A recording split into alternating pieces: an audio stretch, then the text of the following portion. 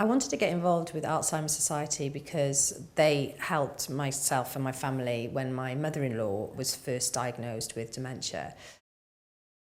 My mother-in-law was called Margaret. She was quite a character, and she was a great friend of mine. You know, we really were good friends. She'd always been a very active person. She'd always done sport. She was a really good golfer. She used to play tennis when she was younger. She used to walk her dog every day. And she, in about 2009, she had a mini stroke. And although a couple of things had happened before that, for example, she'd got a little bit anxious. She'd been out driving her car and she'd come home because she really sort of worried because she had got a little bit lost and confused. And this was in a town that she lived in all her life. And little incidents like that would happen. But when she had a mini stroke, there was a very marked difference. We realised that Margaret's memory was going. I mean, obviously, I think sometimes with mini strokes, that's something that people, you know, the medical professions keep an eye out for.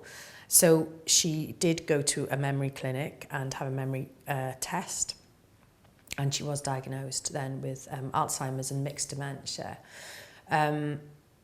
And, you know, sometimes when you know that, you're able to sort of, you know, it's not the news you maybe want to hear, but on the other hand, you're able to accept it and deal with it and think, right, well, how are we going to handle this?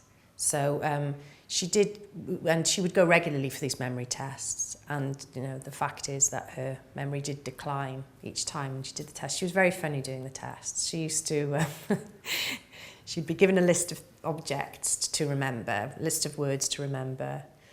And the lady doing the test looked down and said, right, can you tell me what some of those words are now? And she'd be looking down at her own sheet of paper to see what Margaret could remember. And Margaret would be looking over at us going, what's the answer? What's the answer? And we were going, we can't tell you. But she would have quite liked to have cheated. Telling her jokes and singing were the things that really kept her going. Right up until the last time I saw her, before she died, she was singing. And it was great. You could always get her to sing. You could start a song off, and she would always join in. She loved singing and she loved laughing. My stepdaughter Fiona ran the Cardiff Half Marathon last year in aid of Alzheimer's Society because she wanted to do something for her grandma,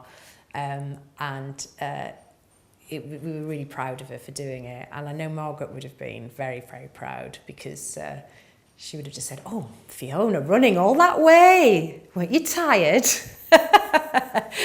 So, yeah, it was a really proud moment for the whole family. And it was quite something to see her running with Margaret's name on the back of her vest, you know. She was a really lovely woman. And great honour and a privilege to know her, actually.